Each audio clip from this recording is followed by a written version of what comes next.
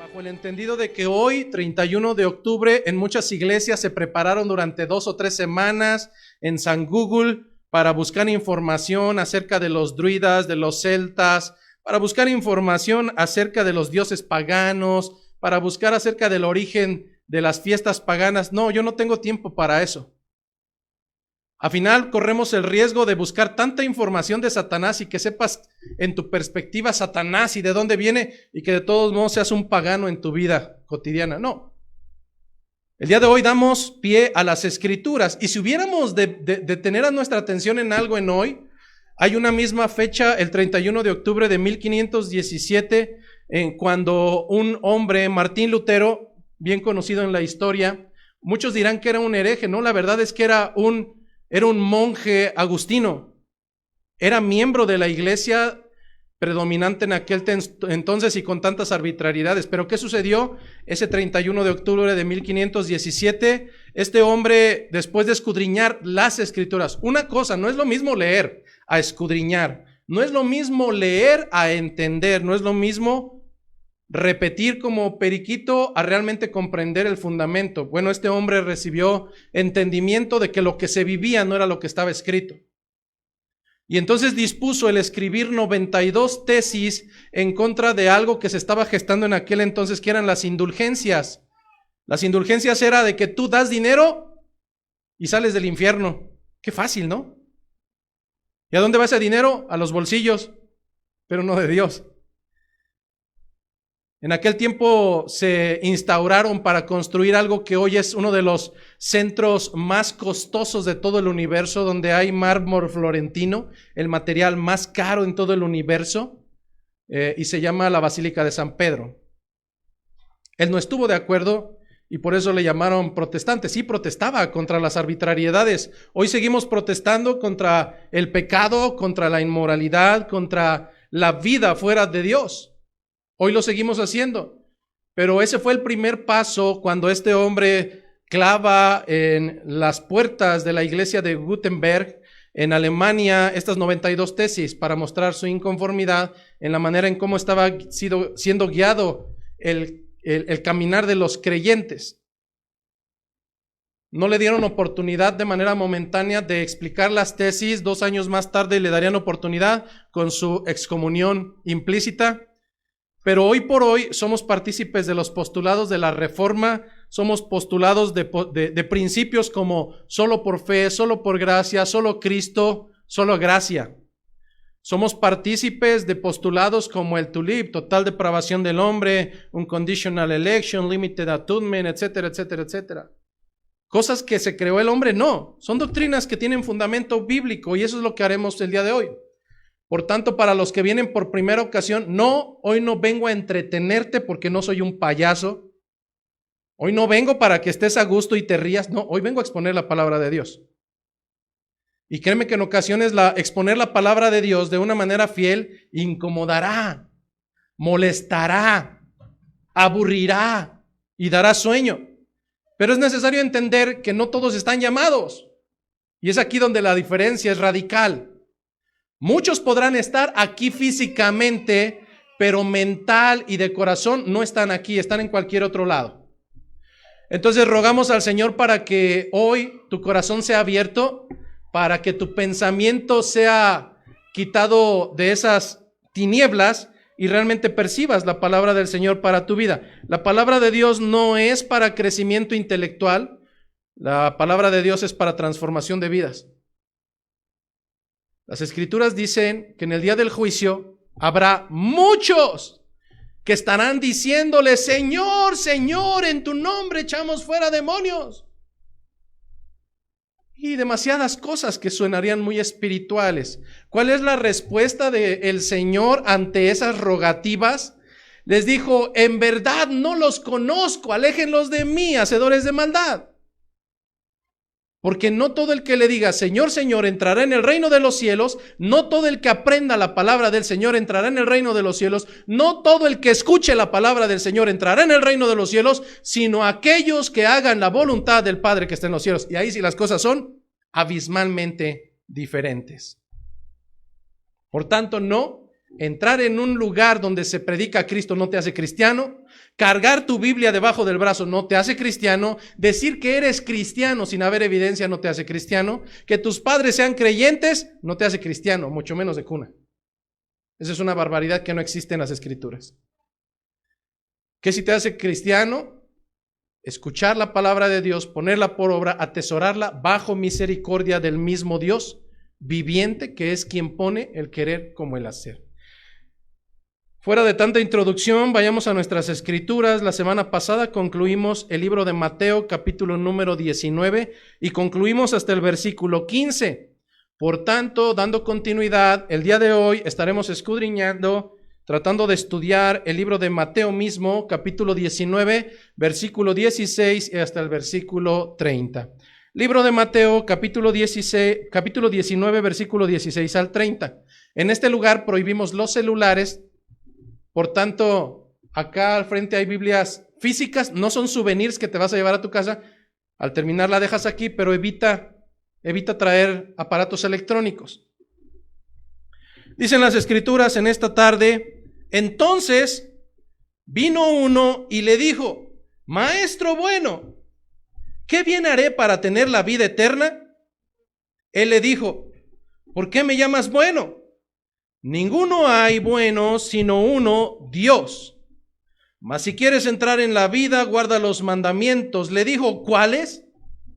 Y Jesús dijo: no matarás, no adulterarás, no hurtarás, no dirás falso testimonio, honra a tu padre y a tu madre, y amarás a tu prójimo como a ti mismo. El joven le dijo: todo esto lo he guardado desde mi juventud. ¿Qué más me falta? Jesús le dijo: si quieres ser perfecto, anda, vende todo lo que tienes y dalo a los pobres y tendrás tesoro en el cielo, y ven y sígueme. Oyendo el joven esta palabra, se fue triste, porque tenía muchas posesiones. Entonces Jesús dijo a sus discípulos: de cierto os digo que difícilmente entrará un rico en el reino de los cielos. Otra vez os digo que es más fácil pasar un camello por el ojo de una aguja que entrar un rico en el reino de Dios. Sus discípulos, oyendo esto, se asombraron en gran manera, diciendo: ¿quién pues podrá ser salvo? Y mirándolos Jesús les dijo: para los hombres esto es imposible, mas para Dios todo lo es posible. Entonces, respondiendo Pedro le dijo: he aquí nosotros lo hemos dejado todo y te hemos seguido, ¿qué pues tendremos?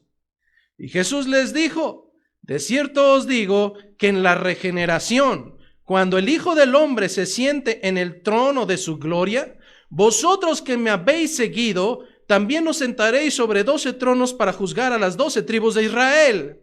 Y cualquiera que haya dejado casas, o hermanos, o hermanas, o padres, o madre, o mujer, o hijos, o tierras, por mi nombre, recibirá 100 veces más y heredará la vida eterna. Pero muchos primeros serán postreros, y postreros primeros.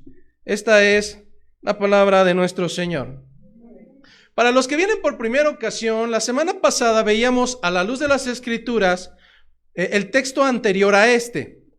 Y la semana pasada estuvo muy fuerte en contra de los padres tibios, de los padres mediocres, de los padres que piensan que el Señor los diseñó para ser patanes soberbios, amigos de sus hijos, aquellos que solapan las actitudes pecaminosas de aquellos que son herencia de Jehová, y dejábamos mucha claridad que no es así. Si al Señor le hubiera placido hacer un amigo para tus hijos, lo hubiera creado así. Pero por cuanto hizo padres y madres que dieran guianza, dirección y que los instruyeran conforme a las Escrituras, para que aun cuando fueren viejos no se apartaran de ella, dejábamos claridad que el papel de un padre creyente es llevar a sus hijos a los pies del Maestro. Esto por la razón sencilla de que Mateo 19, 13 al 15 nos hablaba de que en aquel tiempo fueron llevados algunos niños delante de Jesucristo para que Jesucristo pusiera las manos sobre ellos y orase. Sin embargo, la cualidad distintiva de los que llevaban a los hijos no eran seguidores de Jesucristo, eran hebreos. Los niños no iban solos. Entonces teníamos a padres judíos, de hijos judíos, que reconociendo el poderío y la autoridad del maestro, los llevaban delante de él, pues anhelaban, como cualquier padre, siempre lo mejor para sus hijos. ¿Cuál fue la actitud de los discípulos? ¿Cuál debió de haber sido la actitud de los discípulos? La actitud de los discípulos debió de haber sido animarlos a que trajeran a sus hijos delante del maestro, incentivar a que adoraran al maestro, exaltar a Jesucristo, mas no fue así. La semana pasada veíamos que a la luz del libro de Mateo, la actitud de los discípulos fue de reprender a las personas que llevaban a sus hijos. La respuesta de Jesucristo fue la siguiente: dejad que los niños vengan a mí y no se los impidáis, porque de los tales es el reino de los cielos. ¿Acaso se refería a Jesucristo que tenemos que malcriar a los niños en el culto, dejarlos que hagan lo que quieran, porque de los tales es el reino de los cielos, pastor? No, no estaba hablando de eso. Entonces estaba hablando que nosotros debemos de ser chaparritos y tener vestiduras de niños, porque el que sea como niño entrará en el reino. No, tampoco no habla de eso. El Señor, capítulos anteriores, dejaba suma claridad que los niños tenían cualidades distintivas que les hacían tener problemas y situaciones, pero que no se clavaban en ese problema como lo hacemos nosotros. A ti no te saludan y ¡uy! Guerra mundial, la tercera. A alguien se le pasó tu cumpleaños y ¡por Dios! ¿Qué le pasa a este mequetrefe? Precisamente esa era la actitud de los discípulos en la etapa inicial. Si nosotros recordamos, ellos venían discutiendo, ¿quién de nosotros será el mayor en el reino de los cielos? El Señor les dejaba claridad que si no se hacían humildes como un niño, eso por lo cual peleaban ni siquiera sería una realidad. Luego entonces, muchos estamos hoy sentados aquí, pero es necesario recordarles que si no regresan al entendimiento de la humildad como lo hace un niño, por más que vengas a los cultos, por más que te aprendas citas bíblicas, por más que me asombres con memorizar, si no te haces como un niño, no entrarás en el reino de los cielos. Si no quitas a un lado tu soberbia, tu altanería, si sigues amando más a tu pecado que al Señor, podrás decir tantas cosas que suenen espirituales, pero a final de cuentas no dejarás de ser un mentiroso, porque no heredarás el reino de los cielos.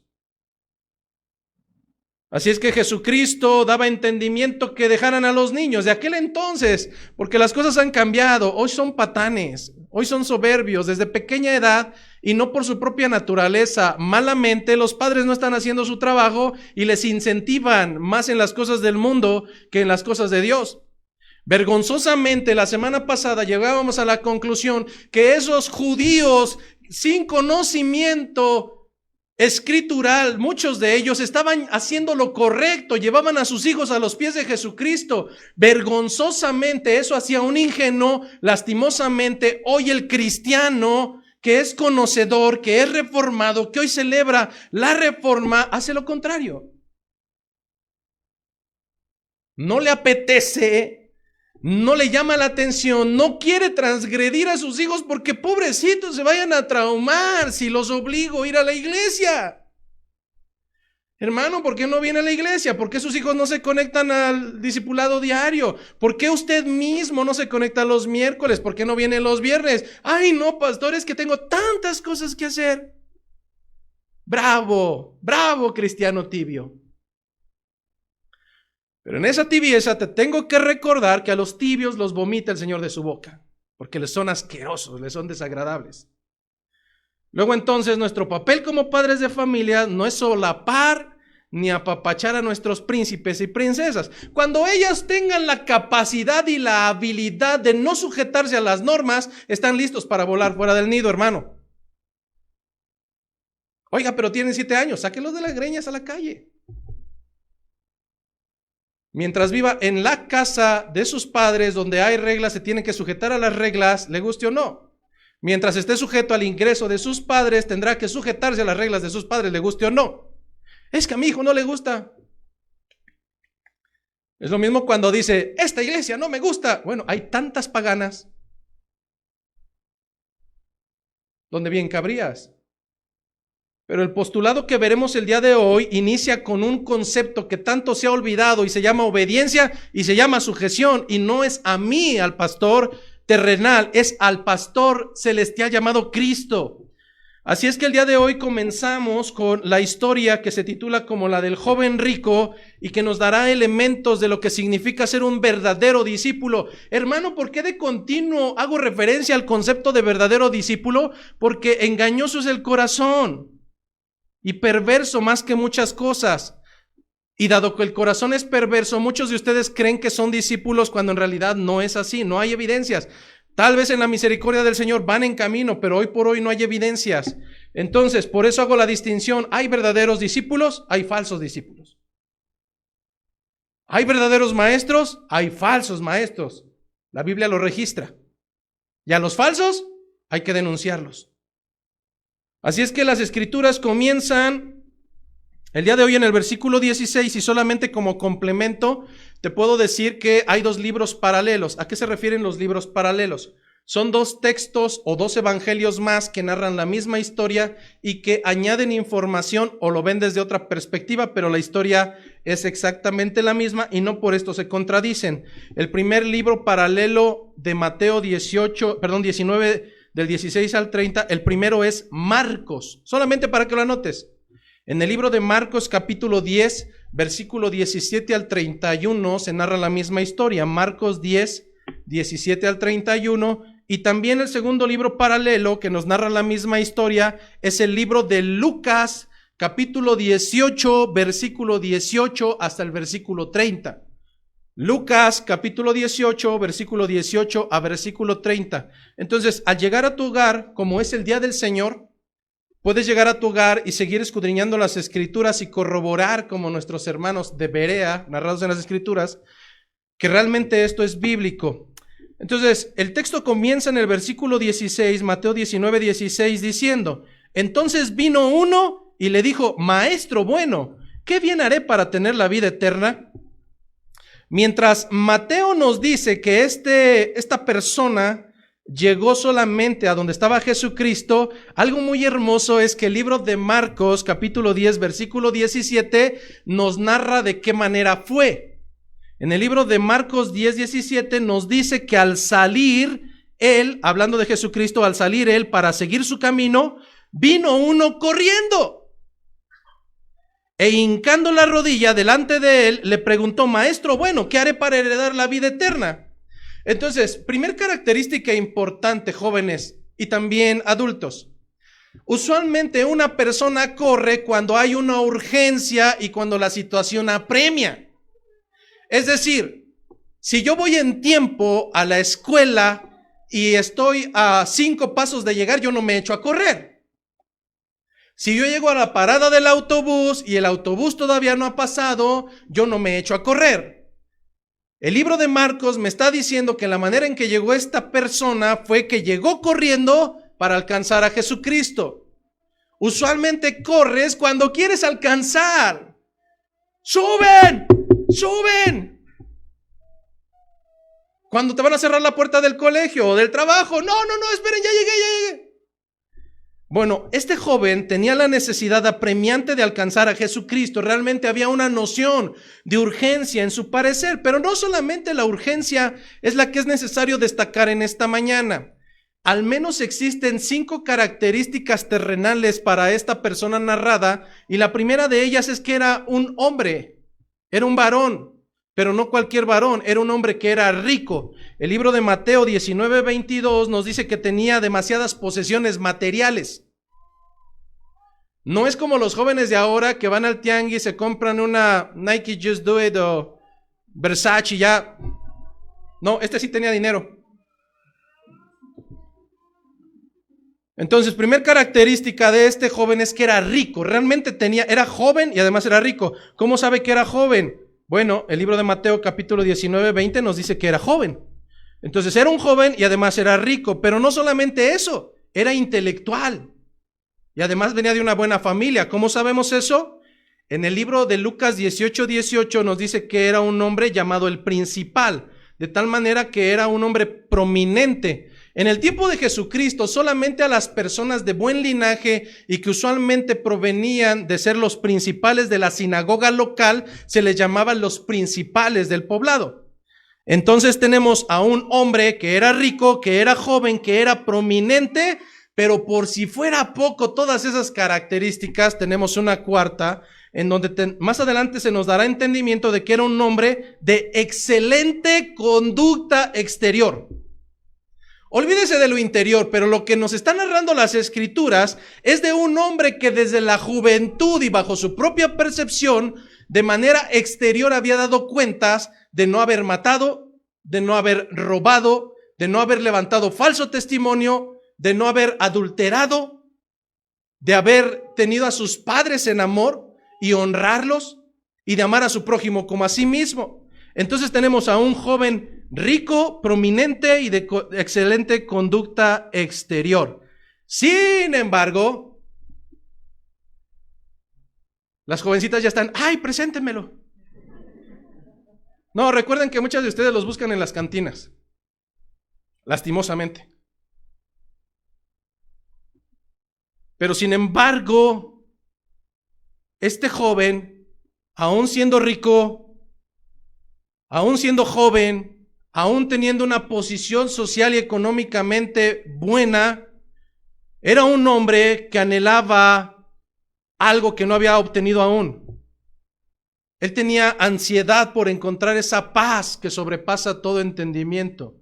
Este joven no había encontrado reposo para su alma, y esto lo encontramos dentro de la pregunta que él le hace a Jesucristo después de correr tras él. Maestro bueno, ¿qué bien haré para tener la vida eterna? ¿Qué bien haré para poder tener la vida eterna? Suena muy hermoso, ¿verdad? Si sus hijos le dijeran, papá, ¿qué haré para ser salvo? Diríamos, wow, mi hijo se empieza a interesar. No, eso no quiere decir que se interese en las cosas del Señor, porque incluso la misma pregunta está planteada de una manera incorrecta que deja ver dónde está situado el corazón de ese joven. La pregunta fue, ¿qué puedo yo hacer? ¿Qué puedo yo hacer? ¿Qué puedo yo hacer para alcanzar la vida eterna? Si me hubiera preguntado a mí, le hubiera dicho, nada, tú estás moralmente y espiritualmente caído, tu naturaleza es pecaminosa y tendiente a hacer al mal. Si te dejamos libre elección, tú siempre elegirás para pecar. Esa es la naturaleza del hombre. Sin embargo, lo que estamos viendo a través de esta pregunta es que este hombre erróneamente cree que la salvación proviene por las obras. Es decir, el mismo pensamiento pagano que hoy tienen tantos hombres que aún catalogándose como religiosos, exaltan en su vida diaria. ¿Cuántas veces no has entrado a las redes sociales cuando alguien ha fallecido y dicen, hoy estarías cumpliendo un año de vida, te mandamos un abrazo hasta los cielos o hasta donde quiera que te encuentres? ¿Cómo que a donde quiera que se encuentre? ¿No me acabas de decir que está en los cielos? En las mismas palabras denotan la falta de seguridad en la permanencia de la salvación, porque piensan que existen dos lugares y que mayormente hay tres y puedes caer en el de intermedio, pero si das dinero o si haces muchas cuestiones religiosas o si te portó bien, pues se va a ir al cielo. No. Bajo las posturas del hombre, el hombre dice, incluso cuando te hace un favor, gracias, te vas a ir al cielo. No te vas a ir al cielo por hacerme un favor. Algo tenemos bien ganado y es ir derecho al infierno. Eso es indudable. Más adelante daremos fundamentos del por qué. Pero en este sentido, la postura de este joven era superficial. Lo que estaba demostrando es que no había comprendido incluso la postura bíblica de saber que la salvación proviene de Dios. Esto lo encontramos no solamente en el Nuevo Testamento, desde de los primeros versículos del Antiguo Testamento, paso a paso nos da claridad de que el hombre es inútil, de que el hombre es incapaz, que por sus fuerzas jamás logrará absolutamente la salvación. No es así. que todo proviene de Dios, que es de Él y que es para Él. Así es que la postura de este joven era totalmente incorrecta, antibíblica, porque la gente no puede ir al cielo por sus buenas obras, absolutamente no. Tenemos que dejar claridad de manera inicial que dos postulados bíblicos que a lo mejor no te gustan, el primero de ellos es que no hay hombres ni mujeres justos. Ay, pastor, es que mi hija no tiene maldad. ¿Cómo no va a tener maldad? ¿De verdad? ¿En serio? Es que mi esposo no cree en Cristo, pero es tan buena persona. Bajo tus parámetros baratos será buena persona. Bajo los parámetros de Dios, aún sus mejores obras son como trapos asquerosos de inmundicia. Entonces, punto número 1, no hay hombres ni mujeres justos, no hay jóvenes justos, no hay jovencitas justos, no hay niños justos, no hay niñas justas, solamente hay hombres y mujeres que fueron procreados en pecado, en maldad. Si usted no cree que incluso los niños tienen pecado en sí, ponga a un niño en un cuarto con los mejores juguetes y seguramente botará 2 o 3. Pero meta a otro niño y entonces llega la Tercera Guerra Mundial. Porque ese juguete que él no quiso, en cuanto lo quiere el otro, empieza la soberbia y empieza mucha pecaminosidad. Claro, no hay hombres justos, pero lo otro, si hubiese hombres justos, tenemos que entender que por tanto, por cuanto no hay hombres justos, entonces la salvación no puede provenir por las obras. Por cuanto no hay hombres justos, a la luz de las Escrituras, no puede haber salvación por medio de las obras. Pero es que yo un día acepté al Señor en mi corazón. A ver, empecemos por ver dónde escrituralmente dice que aceptarás al Señor en tu corazón con una oración al frente. No existe. ¿Por qué no me di cuenta? Porque no leí las Escrituras. Sencillo. Pero lo que sí vamos a encontrar para reforzar estos dos puntos doctrinales, el primero de ellos se encuentra en el libro de Romanos, capítulo 3, versículo 9 al 12.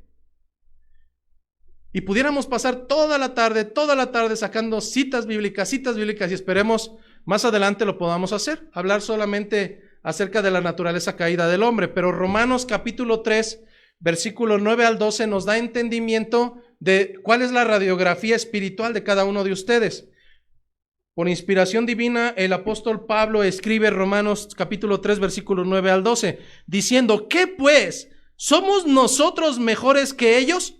Hago un alto aquí, un paréntesis, porque a veces decimos, bueno, es que nosotros somos cristianos y ellos no, entonces no, tú no eres ni mejor ni peor que ellos. Ah, bueno, es que nosotros somos reformados, entonces hay que burlarnos de los pentecostales. No, lo que no te das cuenta es que tú estabas también allá y por misericordia has llegado acá. Nuevamente, ¿qué pues? ¿Somos nosotros mejores que ellos? En ninguna manera.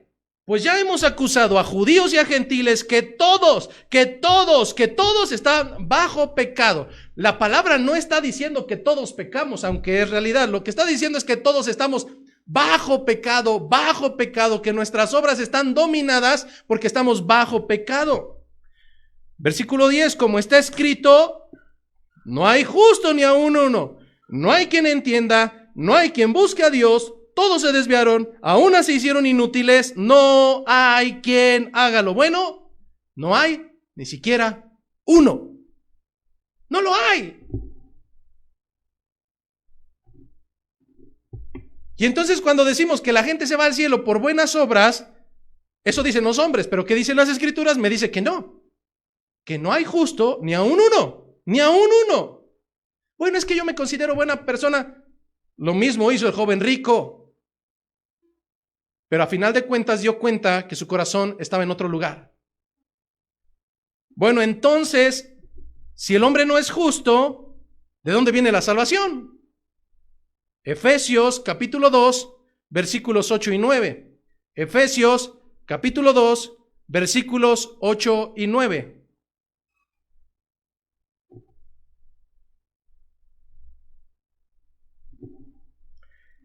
Libro de Efesios, capítulo 2, versículos 8 y 9. Dicen las Escrituras, porque por gracia sois salvos. Hago paréntesis. ¿Y dónde está tu oración que hiciste? Porque entonces diría aquí, por la oración del pecador seréis salvos, ¿no? Por aceptar al Señor en tu corazón seréis salvos. No, lo que me dicen las Escrituras, porque por gracia sois salvos, por medio de la fe, y esto no de vosotros, y esto no de vosotros, y esto no de vosotros. Lo repetí como 4 veces porque a cada rato, es que yo, no, usted nada. Y esto no de vosotros, pues es don de Dios, no por obras, para que nadie se gloríe. Porque la gloria es de Dios, no tuya. Porque solamente Él merece la gloria, no tú. Cuando tú te la adjudicas, deja de ser gloria y se llama vanagloria.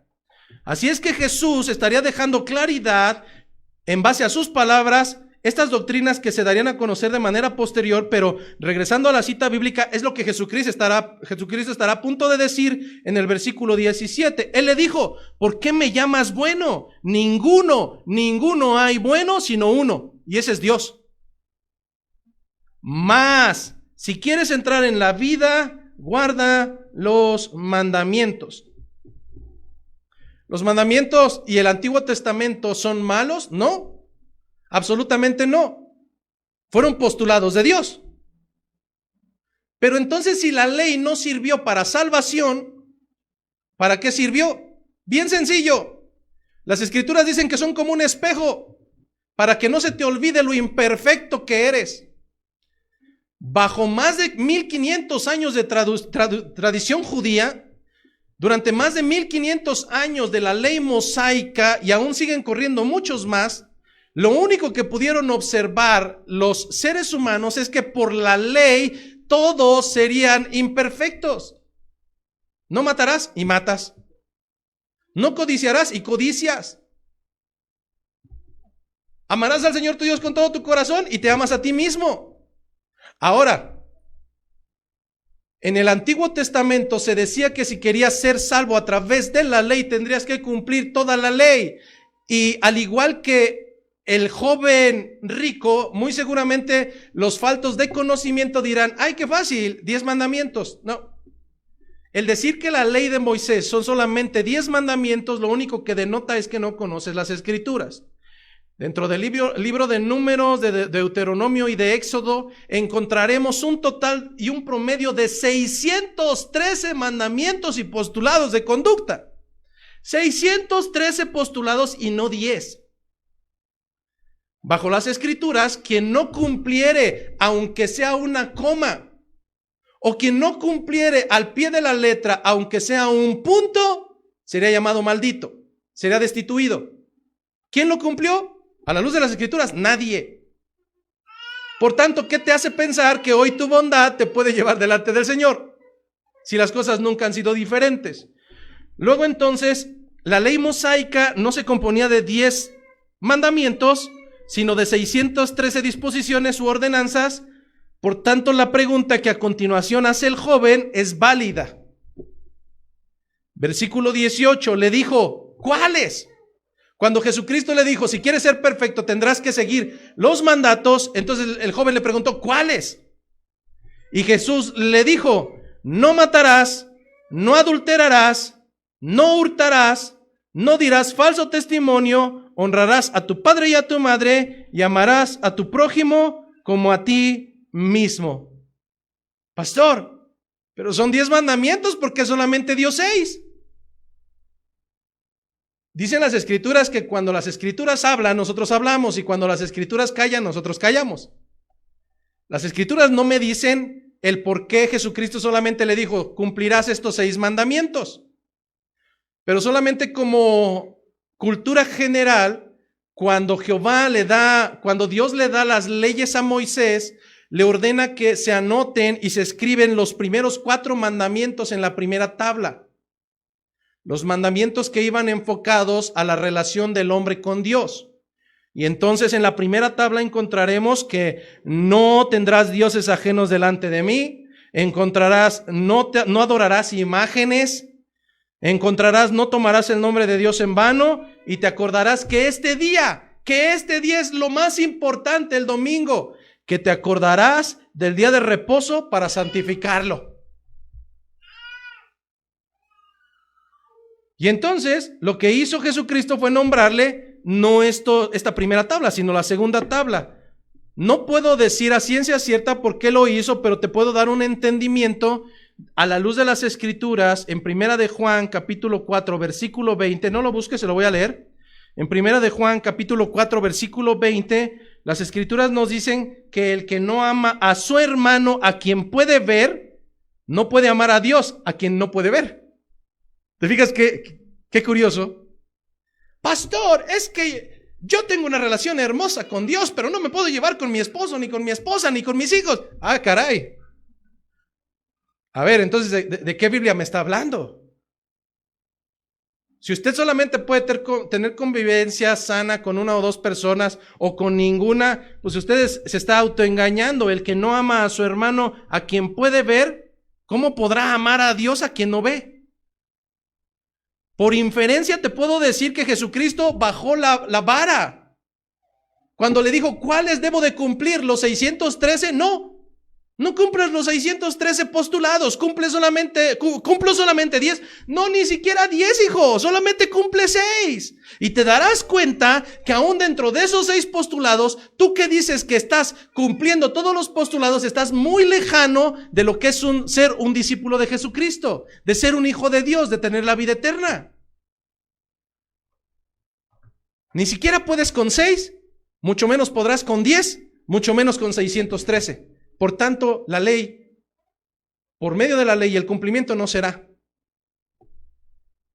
Así es que la reacción del joven de preguntar cuál es, y después de responder que todo lo había cumplido, lo único que da entendimiento es que veía en los mandamientos algo muy superficial. Lo mismo que ustedes.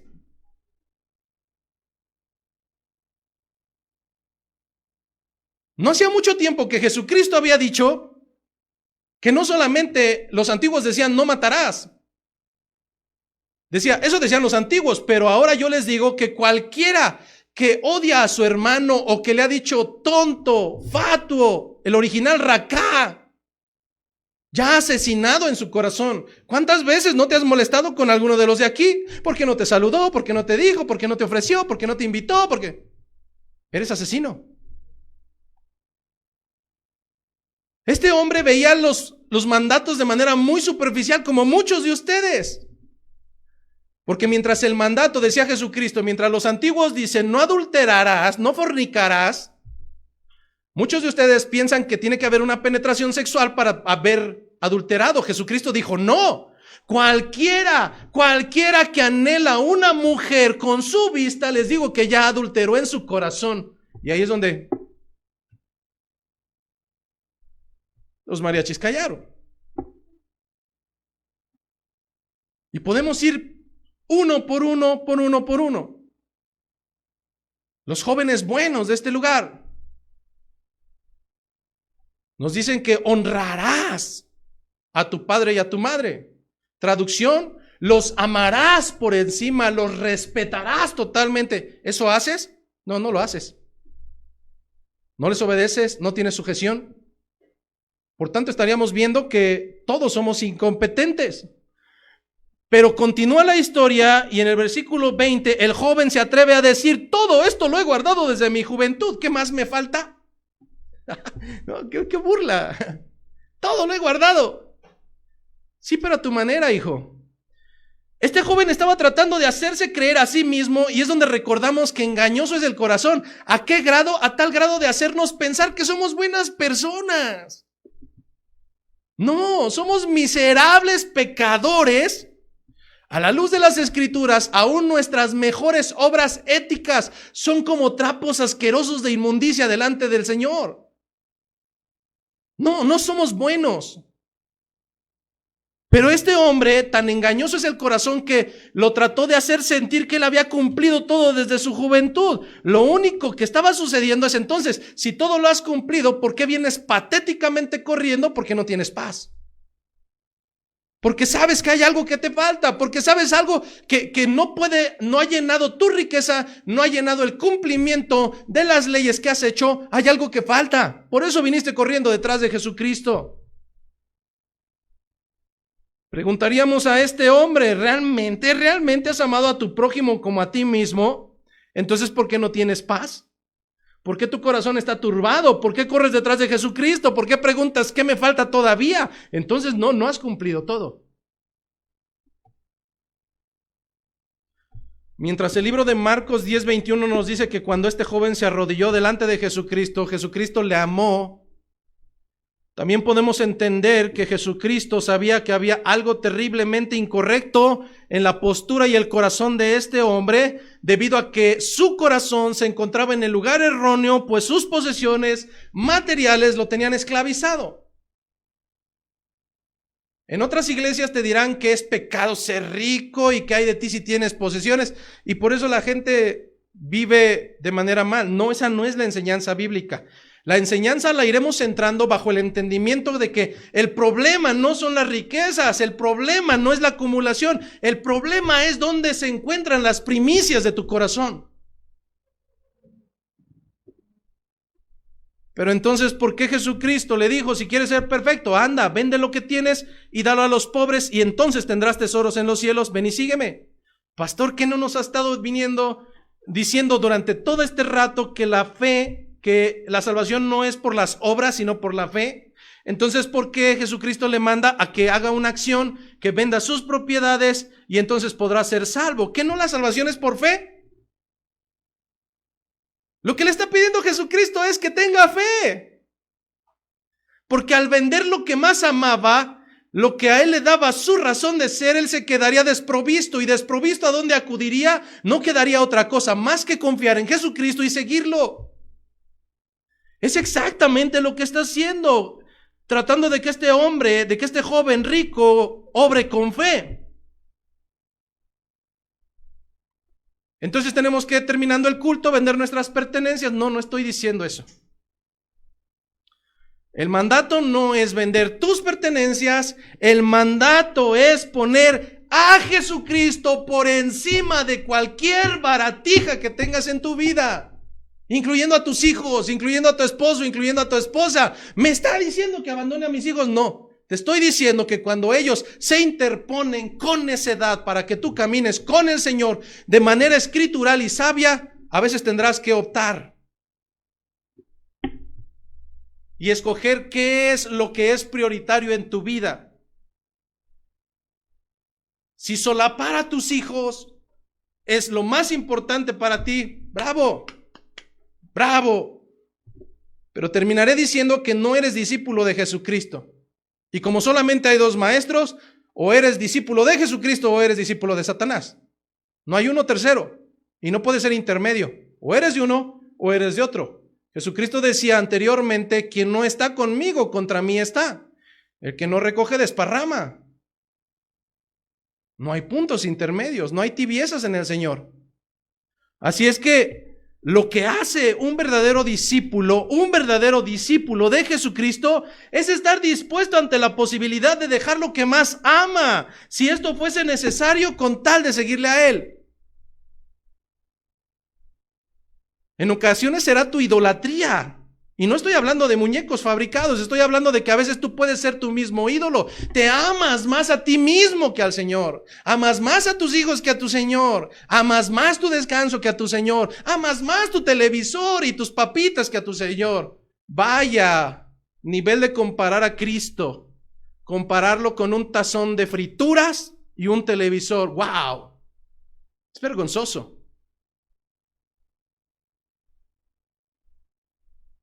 Tal como esta situación, no era la primera ocasión que alguien intentaba o expresaba su deseo y su anhelo de seguir a Jesucristo. Hoy en día tú lo ves. Justin Bieber es cristiano, la hija de Montaner es cristiana, su yerno es cristiano, Yuri es cristiana, nuestro hermano Kalimba es cristiano. ¡Wow! ¡Qué nivel de cristiandad tan barata! Pues no todo el que dice Señor, Señor, es un seguidor. Fíjate, en el libro de Mateo, capítulo 8, versículo 19, encontramos uno de los primeros casos de alguien que expresó su intención de seguir a Jesucristo.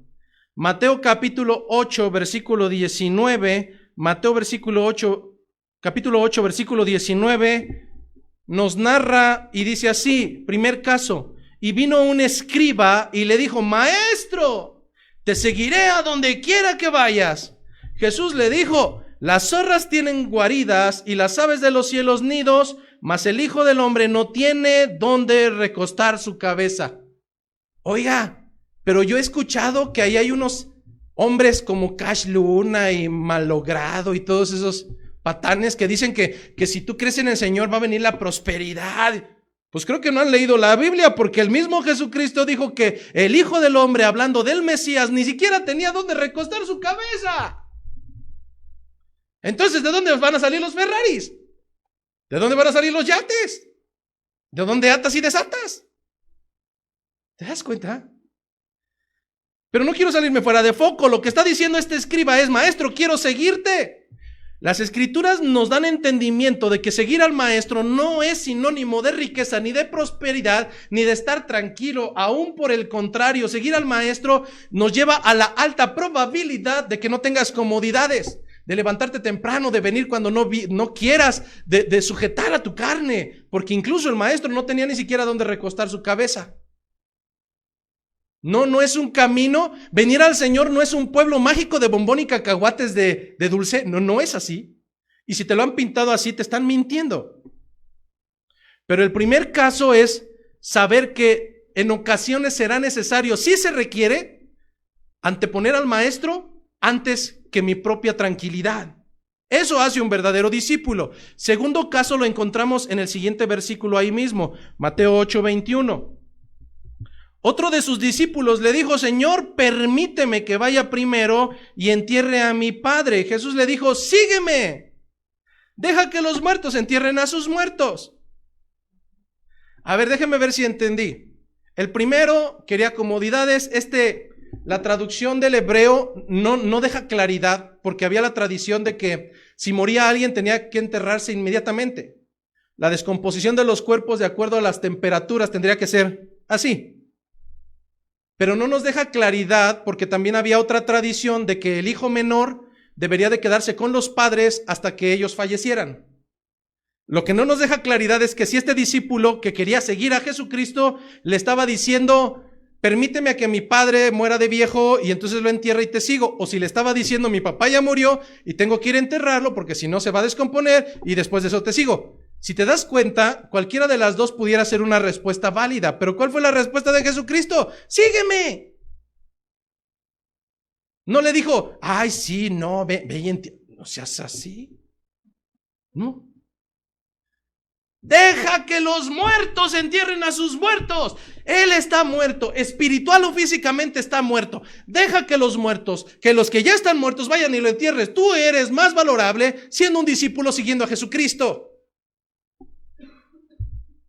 Así es que en ocasiones, seguir al maestro será llevar a renunciar a nuestras comodidades. Segunda característica, seguir al maestro en ocasiones implicará incluso el retirarnos de algunas personas que amamos. No faltarles al respeto, dejo claro, alejarnos. Por si no queda claro, Mateo 10:37 lo vuelve a reiterar. Mateo 10:37 nos clarifica, el que ama a padre o a madre más que a mí, no es digno de mí. El que ama a hijo o a hija más que a mí, no es digno de mí. Entonces póngale plumón amarillo, póngale unas luces neón a esa escritura cuando usted diga, pastor, es que mi príncipe o mi princesa, pues le aburren las cosas de la iglesia y pobrecito, no quiero traumarlo, no quiero obligarlo, no quiero que después volverme su enemigo. ¿Acaso no entiendes que si tú amas más a tu padre o a tu madre, si amas más a tu hijo o a tu hija que al maestro, entonces eres una burla de discípulo y entonces no eres digno de él?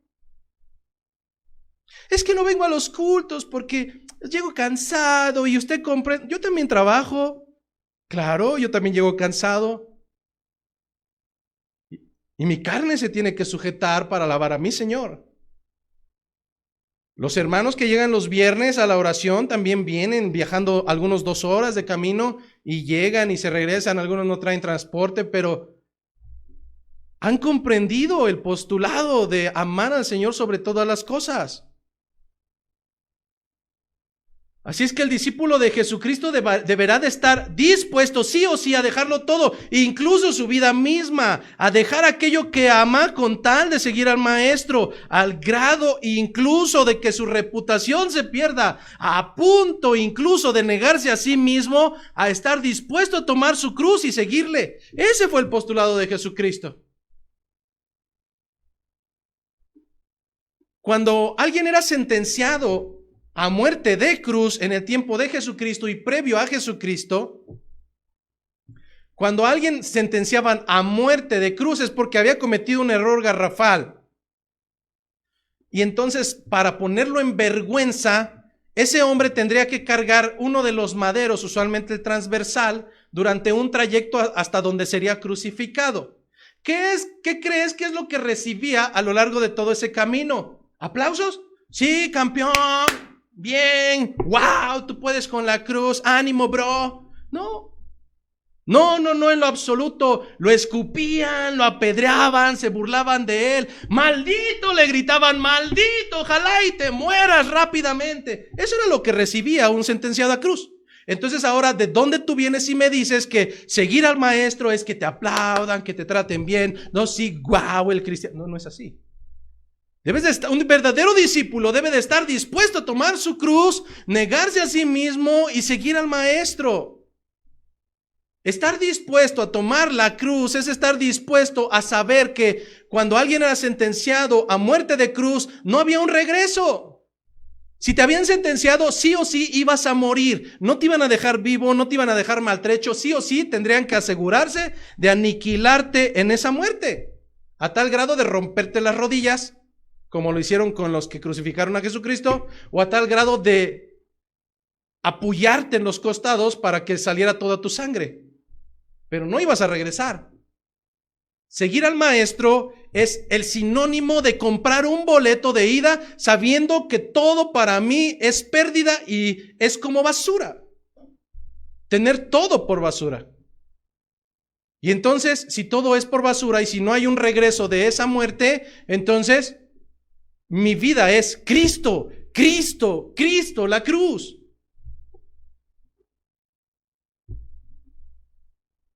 Este fue el mandato para el joven rico.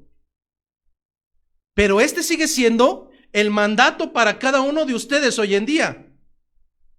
El mandato es no a amar cualquier otra cosa por encima del Maestro. El mandato es amar al Señor con todo tu corazón, con todas tus fuerzas. Pero lo que dio a expresar este joven con su actitud, porque después dice que se iría triste, es decir, no vendió sus propiedades. Él dijo, no, estas son mis propiedades. Si eso es lo que tengo que hacer, no lo voy a hacer, no lo voy a hacer, no lo voy a hacer. Me voy triste porque lo único que me faltaba no lo voy a hacer. Este hombre había dicho que había cumplido los mandatos que había mencionado Jesucristo, incluyendo el amar al prójimo como a él mismo. No había sido así. No era capaz de vender absolutamente nada para repartirlo con su prójimo. Pero lo mismo está sucediendo contigo hoy en día. Discípulo de Jesucristo, aquel que quiere seguir al Maestro por encima de todas las cosas, pero ama más su cama acolchonada los días viernes. Usted, seguidor de Jesucristo, que como no quiere forzar a sus hijos, no, mi hijo no me lo toquen, ni me le hablen feo. Si él no quiere, pues que no lo haga. ¡Wow! Hermoso discípulo de Jesucristo. Lamentablemente, lo único que da cuenta usted es que al igual que este joven no está dispuesto a dejar las cosas que ama con tal de seguir a Jesucristo. Repito nuevamente, ibididem. Lo único que está dejando claro usted con las actitudes es demostrar lo mismo que este joven rico en no querer soltar aquello que tanto ama con tal de seguir al Maestro, porque usted ama más, no su riqueza, póngale cualquier otro nombre.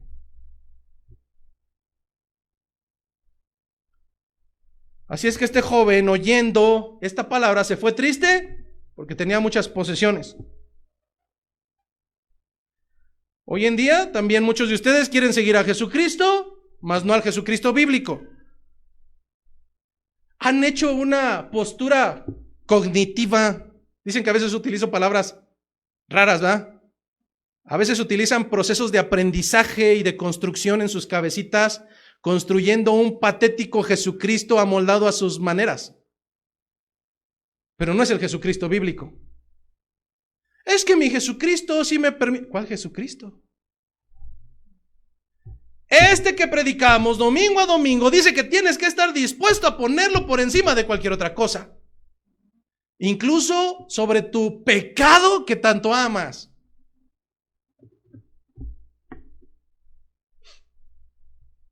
Uno de los casos donde podemos encontrar a un verdadero siervo en el Antiguo Testamento lo podemos encontrar en Abraham. Abraham no podía tener descendencia y después recibe la promesa por parte de Dios. Su esposa lo incita a decir que el Señor se había tardado y se llega a su esclava y tienen un hijo que no era de la promesa. Y después llega el hijo de la promesa. Pero imagínate, ancianos de más de 100 años. La misma Sara había dicho, ¿cómo he de tener yo nuevamente placer con mi esposo?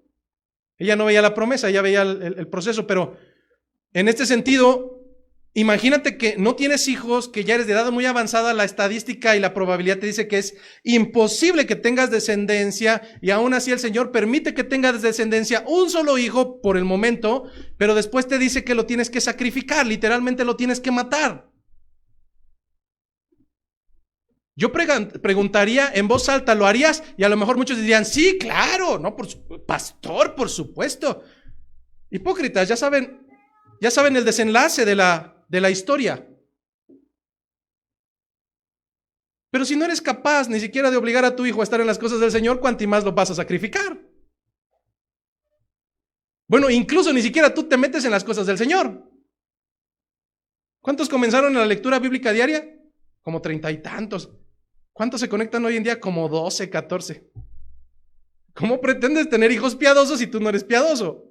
¿Cómo pretendes tener hijos bíblicos si tú no eres bíblico? Pero ese no es el tema, regresemos nuevamente, me extasié, perdón. Ahora bien, Abraham creyó, tomó a su hijo único sin dudar y lo llevó directo para sacrificarlo, y en el último momento un ángel del Señor le dijo, calma. El Señor ha dispuesto el sacrificio y encontraron algo más.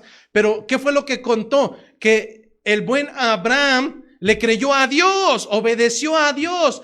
Yo creo. Dicen las Escrituras, bien haces, también los demonios creen, pero ¿sabes qué? No se sujetan. Entonces, decir creer no es suficiente, es dar evidencia de Abraham lo hizo y entonces le fue contado por justicia. Él confió en Dios. Si este joven hubiera vendido sus pertenencias, ¿cómo hubiera subsistido, pobre de él? Bajo la misericordia y bajo la confianza de que Dios provee. Luego entonces, este joven se retira y el Señor les dice, otra vez os digo que es más fácil pasar un camello por el ojo de una aguja que entrar un rico en el reino de Dios. Sus discípulos, oyendo esto, se asombraron en gran manera, diciendo, ¿quién pues podrá ser salvo? Y mirándolos, Jesús les dijo, para los hombres esto es imposible, mas para Dios todo es posible. Dejaré claro que no es la riqueza en sí misma la que aleja al hombre la que aleja al hombre de Dios. Lo que aleja al hombre de la presencia de Dios es donde se encuentra depositado su corazón. Algunos de ustedes dirán, qué bueno que soy bien pobre, porque si no sería muy difícil que entraría en el reino de los cielos. Bueno, lo mismo lo podemos trasladar, porque no es necesario ni siquiera que tengas riquezas. A lo mejor tienes pocos ingresos, pero aún así eres tan avaro que amas tu dinero y lo amas tanto que ahí estás. Pero en otro sentido, también pudiéramos decir que amas más a tu trabajo, que incluso es más importante que Cristo. Amas más a tus amistades mundanas y a que te puedan abandonar a amar a Cristo. Amas más tu descanso, amas más tu televisor, amas más los deportes, amas más cualquier baratija. Pero al Señor le has dado el segundo, tercer, cuarto, último lugar. ¿Cuántas veces has llegado con la excusa a tu trabajo de que llegaste tarde porque no te dieron ganas de llegar? Jamás. Porque inmediatamente te corren. ¿Cuántas veces has llegado a la escuela de tus hijos y decirle, ay, es que no lo traje porque está en su periodo? No vinimos porque le duele un cabello. Jamás. Pero por cuanto hay cosas importantes en esta vida para ti, en todas tienes el tiempo, en todas tienes las actitudes, pero por cuanto las cosas del Señor no son importantes para ti, lo único que demuestras es que aquí puedes hacer lo que te plazca. Y si no voy, ahí no me van a correr. ¿Eso crees? ¿Eso crees? A veces comprendo a Jesucristo y a Pablo. Decía Jesucristo, ¿hasta cuándo? ¿Hasta cuándo tendré que soportarlos? Porque a veces anhelaría en el Señor que hubiera transformaciones y que la gente entendiera, pero lo único que sucede es, ay, hoy sí el pastor estaba bien enojado, uy, ¿qué le habrán hecho? Y, ay, ahora sí me confrontó, y saliendo de ahí, mira, vuelves a ser el mismo cerdo pagano que se revuelca en la suciedad y que sigue viviendo como gentil. ¿Qué te confrontó? ¿Qué te salvó? ¿Qué te cambió? Absolutamente nada. ¿Te das cuenta que hay discípulos verdaderos y hay discípulos que les encanta el mitote y oír? Hermano, de verdad, el Señor está harto y hastiado de oidores olvidadizos. Hay puños y puños y puños. Pero lo que debemos de dejar claro es que si realmente somos discípulos de Jesucristo, nuestro primer lugar, debido a que Él es el alfa y el omega, debido a que Él es el principio y el final, no puede haber para un verdadero creyente, para un verdadero hijo, no puede haber una cosa que sea prioritaria, sino su Señor, sino su Salvador, sino su Maestro.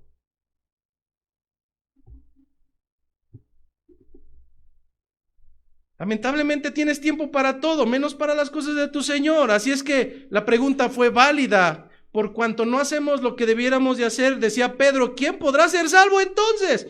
¿Por sus fuerzas? Lo dijimos desde el principio, nadie. Por ello, lo que es imposible para el hombre es totalmente posible para Dios. Por eso cuando a veces me quieren ganar el sentimentalismo de querer cortar cabezas, me recuerdo que el Señor tuvo paciencia conmigo, sigue teniendo paciencia con muchos de los creyentes y tendremos que esperar. Espero unos 100 años. Pero si fuera necesario, seguiremos esperando en el Señor a que sea Él quien obre, pues por tus fuerzas no podrás cambiar tu corazón. Solamente es Él quien puede ingresar hasta ese lugar. Solamente es Él quien puede transformar las vidas. Así es que nosotros, hermanos, vivimos bajo esa esperanza hermosa de que lo que es imposible para el hombre es totalmente posible para Dios. Esa es nuestra esperanza, ese es nuestro consuelo, ese es nuestro postulado, pues la salvación proviene del Señor y no por tus obras. Así es que surge una pregunta importante, hermano. Entonces, si ya nos dijo que tendremos que pagar el precio de seguir al Maestro, que en ocasiones no habrá comodidades, que en ocasiones no habrá ingresos, que en ocasiones habrá enfermedad, entonces díganos si realmente vale la pena seguir a Cristo totalmente.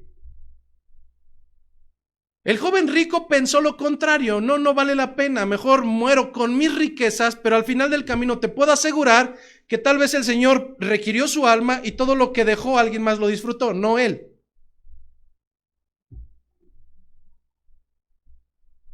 Estos hombres que habían sido llamados y que no todos, son muchos los llamados, pero son pocos los escogidos, es decir, son pocos los que están dispuestos a pagar el precio. Entonces se levanta Pedro en el versículo 27 diciendo, he aquí nosotros lo hemos dejado todo. Ese no, ya se fue, pero nosotros lo hemos dejado todo, Señor, y te hemos seguido. ¿Qué pues entonces nos darás? ¿Qué pues tendremos? Y Jesús les dijo, de cierto os digo que en la regeneración o en el día del juicio o en la venida nuevamente de Jesucristo, cuando el Hijo del Hombre se siente en el trono de su gloria, vosotros que me habéis seguido también os sentaréis sobre 12 tronos para juzgar a los 12 tribus de Israel. ¡Wow!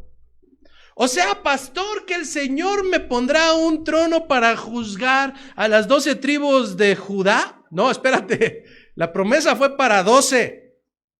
Aquí viene el error doctrinal, ¿verdad?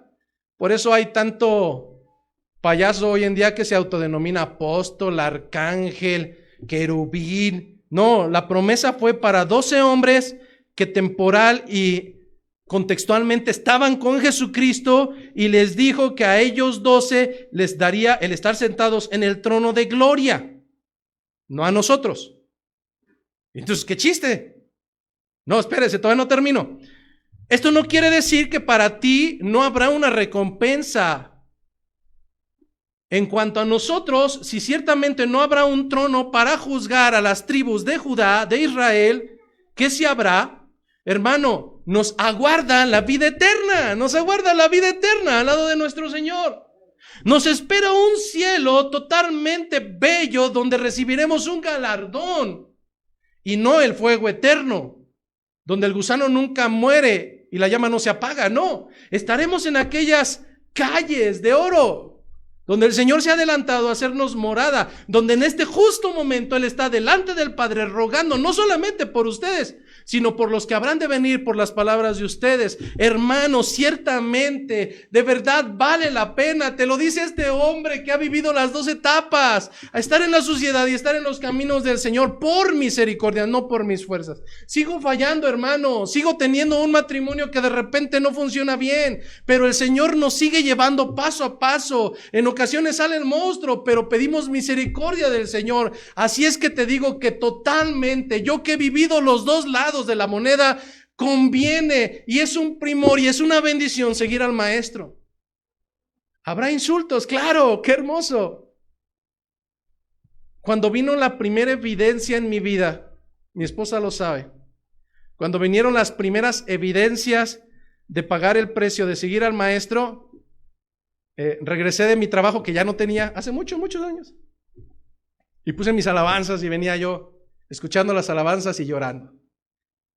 Venía llorando y llorando y llorando, pero no por la tristeza de las injusticias del mundo, sino porque estaba viviendo las evidencias que se narran en las Escrituras y sabía que estaba por buen camino. Así es que la tribulación y la angustia no son castigo, hermanos, son las evidencias de que el camino pedregudo y sinuoso ha comenzado hasta llegar a los reinos celestiales a donde te espera tu Señor. Así es que sí, ciertamente vale la pena seguir al Maestro. Por el solo hecho de que al final de mis días, aquel del que tanto hablé, ahora será una realidad y le veré cara a cara. Por el solo hecho de que estaré frente a Él.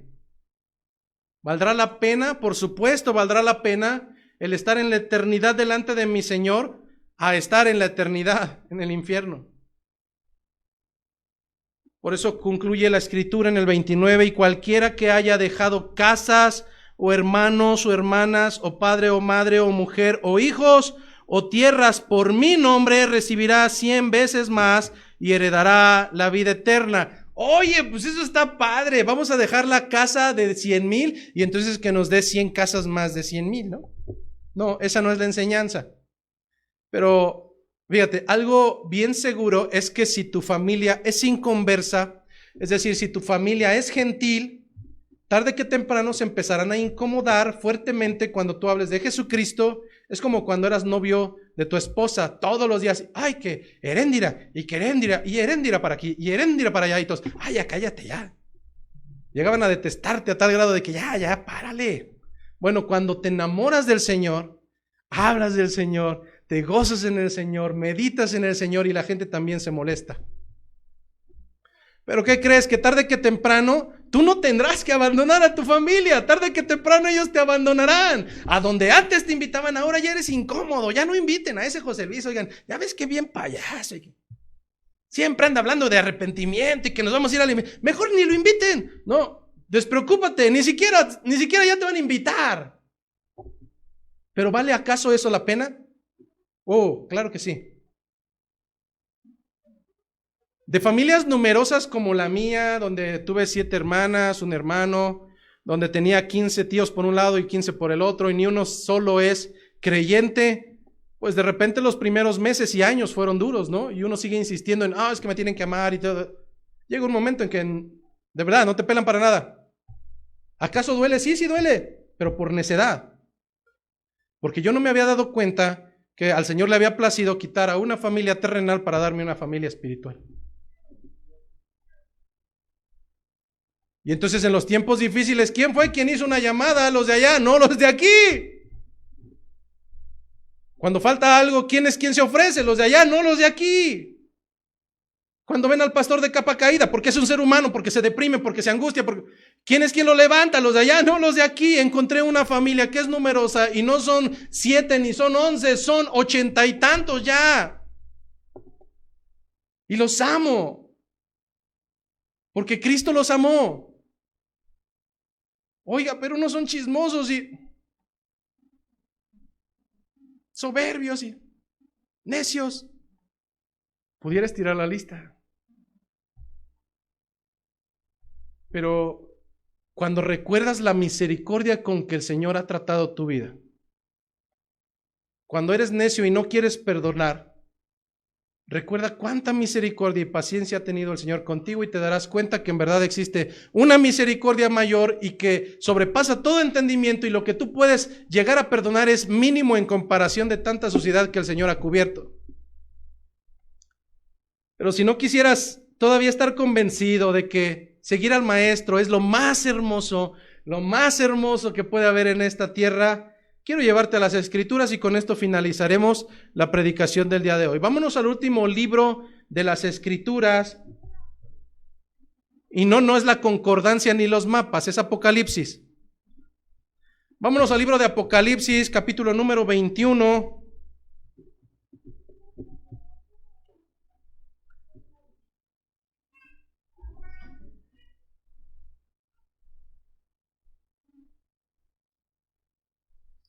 Apocalipsis número 21, versículo 1. Pastor, ¿cuántas veces le han herido el corazón?